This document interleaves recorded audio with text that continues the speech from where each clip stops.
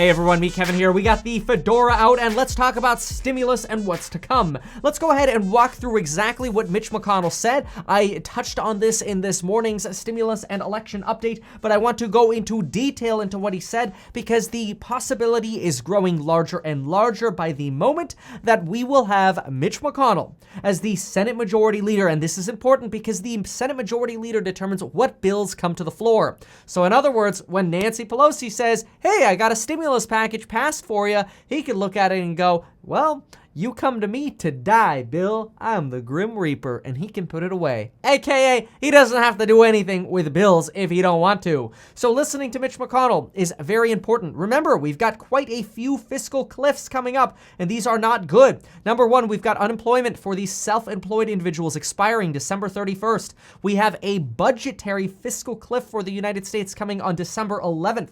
The CDC's eviction moratorium expires December 31st. That is a big one. That, in my opinion, will create a V-shaped dip in the housing market at the beginning, the first quarter of 2021, unless we get rental protections. I do not think we're going to see a complete foreclosure crisis and a big crash, but watch my last real estate video. If you go to the links down below, you'll see my real estate playlist. You can watch that and see my complete explanation on that if you're interested in the upside-down V-shaped dip we might see in real estate and my rationale for this. And then student loan deferrals end at the end of the year. So we have these cliffs coming up.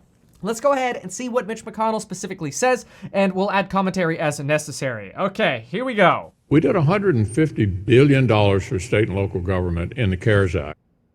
We need another rescue package. Good. The Senate goes back in session next Monday. Hopefully the partisan passions that prevented us from doing another rescue package will subside with the election. And I think we need to do it, and I think we need to do it before the end of the year.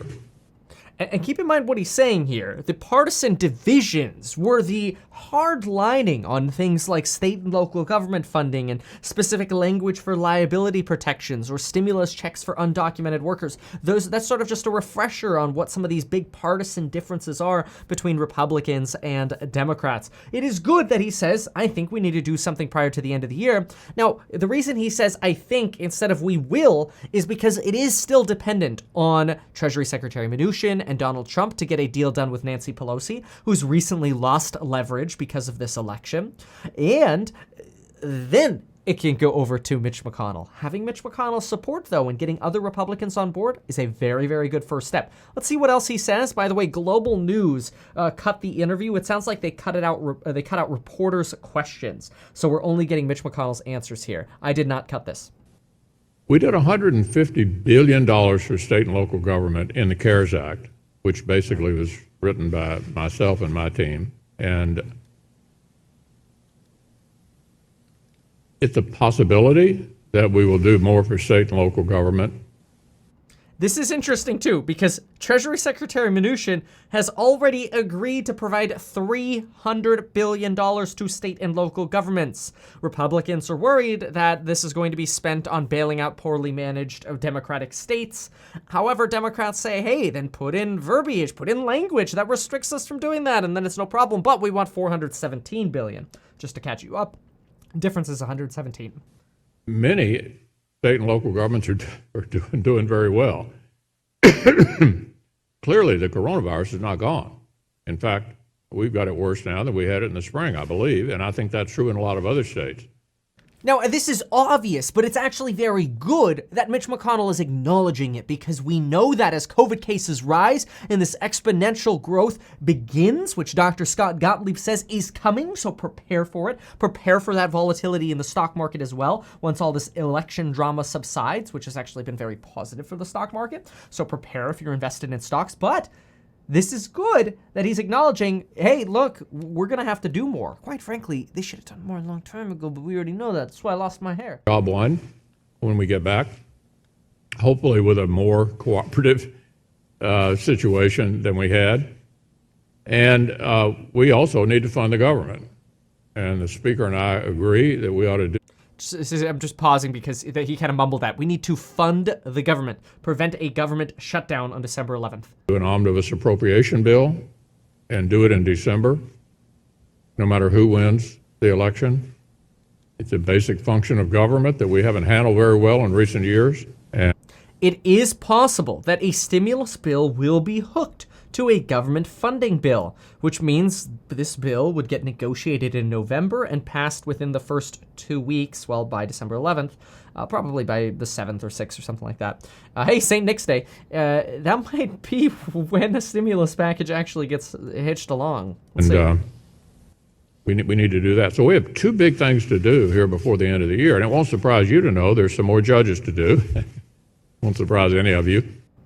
By the way, he compliments himself for the amount of judges he gets confirmed. That is a very big source of pride and progress for him in his life. So that's why he kind of jokes about that. But that is a very serious thing for him. Well, it's not unusual for people to claim they won the election. I can think of that happening on numerous occasions. But claiming you win the election is different from finishing the counting. And what we're going to see here in the next few days, both in the Senate races and in the presidential race, is each state will ultimately get to a final outcome. And you should not be shocked that both sides are going to have lawyers there, both in these close Senate races and in the presidential contest. I don't know whether I'm going to be the majority leader or the minority leader, as I've told. Okay, that's something else that what he just said here is actually another thing very interesting. He just suggested that you're going to have lawsuits in the Senate races as well, so we still might actually not know who gets a majority in the Senate, possibly for weeks. Wow, that's even worse than just waiting for what's going to happen with the actual presidential election. I've been both.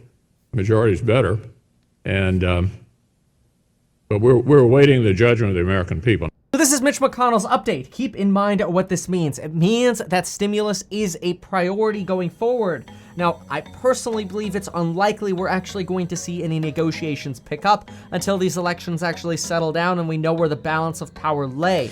But we're very likely to see a lot of interviews from these individuals in the media over the next couple weeks as we lead back into negotiations. There's an update for this afternoon. We'll get to another update a little bit later. Hopefully you like the outfit. Should probably put my shirt back on, dress shirt. But anyway, thank you so much for being here in this video. And folks, we'll see you next time.